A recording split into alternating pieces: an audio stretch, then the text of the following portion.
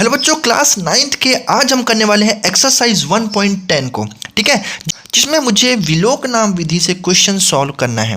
हमारे पास क्वेश्चन है 9409। इसका मुझे निकालना है कि ये किसका वर्ग है या फिर किसका स्क्वायर है।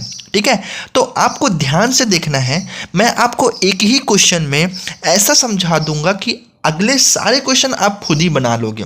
ठीक है, और YouTube में सबसे अलग वीडियो मेरी ही होगी। बाकी यूट्यूबर्स अगर आप कंपेयर करोगे तो आपको देखने के लिए मिलेगा वो थोड़ा भारी भरकम मेथड बताएंगे, लेकिन मैं आपको एकदम सिंपल मेथड बताऊंगा और सिर्फ 2 स्टेप में आप इसको पूरा कंप्लीट कर लोगे। इतना विश्वास मुझ पे रखो और आगे देखो क्या करते हैं।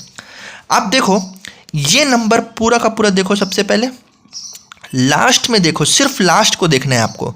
लास्ट डिजिट क्या है? 9 है। ठीक है, मेथड सेम है लेकिन थोड़ा सा डिफरेंट बताऊंगा, है ना। देखो लास्ट में देखो क्या है? 9। अब 9 को चेक करो। सबसे पहले आपको यहाँ पे लिख लेना है। इसके लिए आपको लिख लेना है 1 से लेके 10 तक स्क्वायर लिख लेना है। ठीक है, स्क्वायर लिखने के बाद ये उसका आंसर हो जाएगा। और इसके यूनिट डिजिट्स को लिख लो, मतलब इसका 1 4 9 6 5 6 9 4 1 0, ये इसके यूनिट डिजिट है। अब देखो इस नंबर में हमारा यूनिट डिजिट है 9। ये 9 इधर चेक करो किन किन नंबर्स के स्क्वायर में यूनिट डिजिट में 9 आता है। तो सबसे पहला हमारा है 7 और सेकंड है हमारा 3। ठीक है, तो आप क्या करो, झट से 9 के नीचे 2 लाइन खींचो, 1 और ये 2।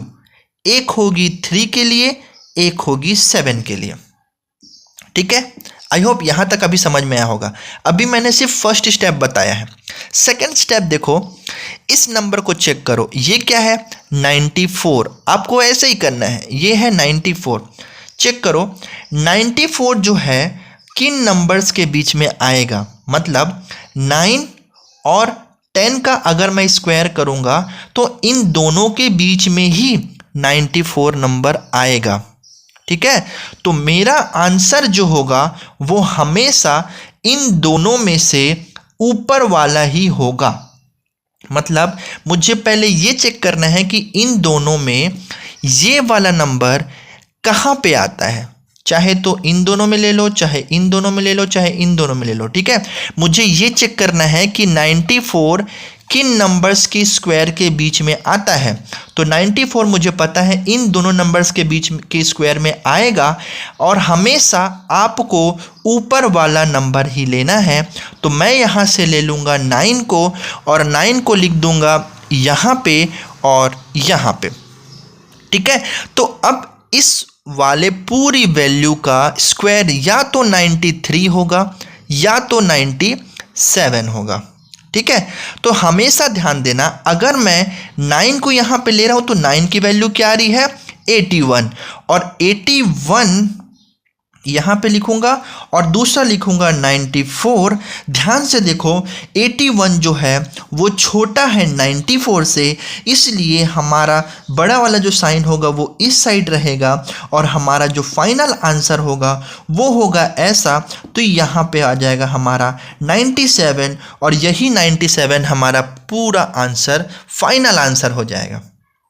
ठीक है, देखो अगर यहाँ पे समझ में नहीं आया तो कोई दिक्कत नहीं, नेक्स्ट क्वेश्चन देखो, आप समझ में आ जाएगा। देखो इसमें भी फिर से क्या है? यूनिट डिजिट में है 9, यूनिट प्लेस में है 9। 9 में मैं बताया था आपको किसको लेना है? 3 लेना है और 7 को लेना है।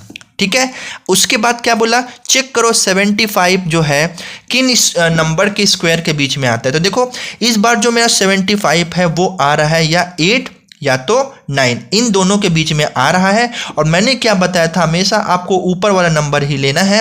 तो मैं यहाँ से लूँगा 8 को, यहाँ पे लिखूँगा 8, यहाँ पे भी लिख दूँगा 8। अब मुझे चेक करना है कि मेरा 83 आंसर सही है या 85 आंसर सही है। तो आप चेक करो, ये क्या है हमारा 64, ये क्या है हमारा 75। तो यहाँ पे लिख लो 64 और यहाँ पे लिख लो 75। दोनों में से बड़ा कौन सा है? ये वाला बड़ा है। और यहाँ पे देखो 87 है, इसलिए हमारा आंसर आएगा 87। ठीक है। बस पहला क्वेश्चन में थोड़ा सा बड़ा लगा आपको क्योंकि मैंने इसको अच्छे से एक्सप्लेन किया। नेक्स्ट क्वेश्चन में देखो तुरंत बन गया। इसको देखो लास्ट में क्या है 1, चेक करो 1 किसके किसके टेबल में लास्ट में आता है। तो देखो 1 और 9 के, ठीक है, 1 और 9 के। तो मैं क्या कर लेता हूँ, यहाँ पे लिख लेता हूँ 1 और यहाँ पे लिख लेता हूँ 9। उसके बाद चेक करो 82, 82 कहाँ पे आएगा, 8 और 9 के बीच में तो नहीं आएगा, 9 और 10 के बीच में ही आएगा। तो 9 और 10 के बीच में अगर मैं लूँगा तो किसको लूँगा, मैं ऊपर वाले को। तो मेरा या तो आंसर 91 होगा या तो आंसर 99 होगा। अब चेक करो ये पावर 2 जो है उसका स्क्वायर करता हूँ तो 81 आता है और मेरा आंसर है 82, मतलब मेरा आंसर अभी भी बड़ा है। तो मेरा इसका आंसर आ जाएगा, फाइनल आंसर आ जाएगा 99। आई होप आपको पूरा क्वेश्चन समझ में आ गया होगा।